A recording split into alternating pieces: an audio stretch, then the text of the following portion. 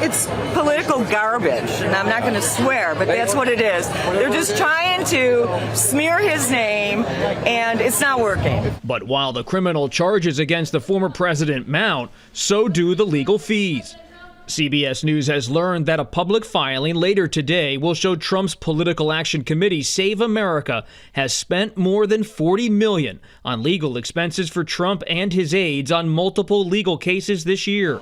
Jack Smith's investigation into Trump is continuing to uncover and untangle things that Trump would rather be kept hidden, including the millions of dollars that Trump's Save America PAC raised after the 2020 election. You know, they're not indicting me, they're indicting you. I just happen to be standing in their way. Now, if it is determined that the funds were raised off of fraudulent claims, the federal government might be able to either seize the funds or return the money to the donors. Unfortunately for Trump, the money has already been spent. Former FBI official Frank Figliuzzi said, quote, "When you raise millions based on a fraudulent claim, you've committed a crime, and you just might have to give those millions back." The claim, of course, was that the 2020 election was a sham and that donors needed to help overturn the election results by donating to the legal fees that the challenge would incur. But instead of going towards that, Trump just used the money for his own legal fees, basically committing wire fraud. The fund took in an incredible $250 million in donations. In fact, the election defense fund that people thought they were donating to, according to Trump's own advisors, was never even created. Between Election Day and January 6th, the Trump campaign sent millions of fundraising emails to Trump supporters, sometimes as many as 25 a day.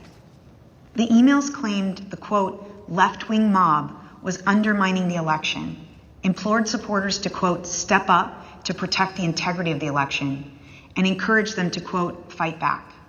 But as the Select Committee has demonstrated, the Trump campaign knew these claims of voter fraud were false, yet they continued to barrage small-dollar donors with emails, encouraging them to donate to something called the Official Election Defense Fund.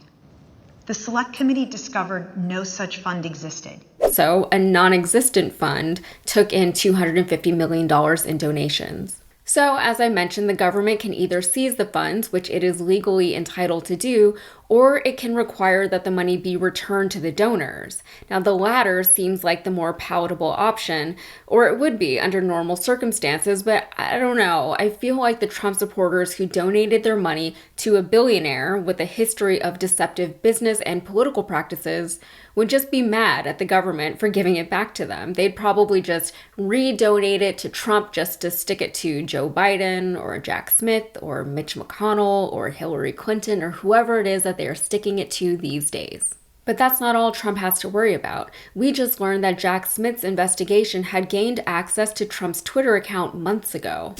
A lot rides on this decision, because now you're essentially, if this is the case, you know, that's Katie bar the door. What else? I mean, they can go get all of President Trump's phone calls. They could tap his phones. They could tap my phone. I know. I mean, they can do whatever the hell they want at any time they want. That's what I'm worried about, Devin. This sets a horrible precedent. Look, I think you have to accept it's probably happening.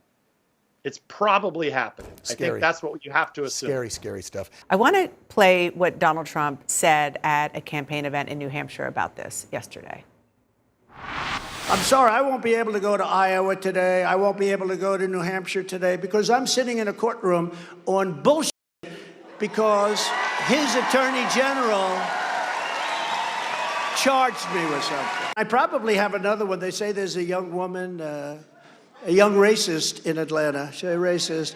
And this is a person that wants to indict me. She's got a lot of problems. When the access was first requested back in January, Twitter, under its brand new CEO, dragged its feet on handing over the goods and ended up paying a $350,000 fine for doing so.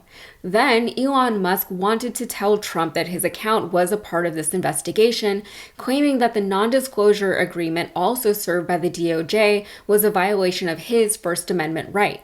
Musk was defeated in court and ultimately had to comply with the warrant and the NDA. Now, it's unclear what Jack Smith was looking for in Trump's Twitter account.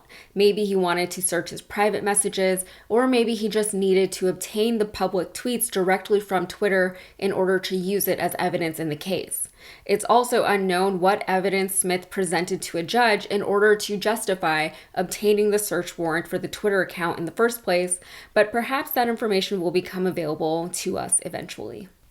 And on top of all of that, apparently Jack Smith had access to a memo that literally laid out the conspirators' strategy for overturning Biden's election win.